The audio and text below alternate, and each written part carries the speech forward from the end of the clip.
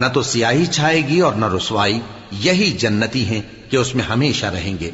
اور جنہوں نے برے کام کیے تو برائی کا بدلہ ویسا ہی ہوگا، اور ان کے چہروں پر ذلت چھا جائے گی اور کوئی ان کو اللہ سے بچانے والا نہ ہوگا۔ ان کے چہروں کی سیاہی کا یہ عالم ہوگا کہ ان پر گویا اندھیری رات کے ٹکڑے اڑا دیے گئے ہیں۔ یہی دوزخی ہیں کہ ہمیشہ اس میں رہیں گے۔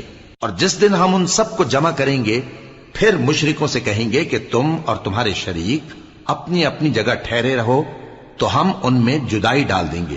اور ان کے شریک ان سے کہیں گے کہ تم ہم کو تو نہیں پوجا کرتے تھے، بس ہمارے اور تمہارے درمیان اللہ ہی گواہ کافی ہے، ہم تمہاری پرستش سے بالکل بے خبر تھے۔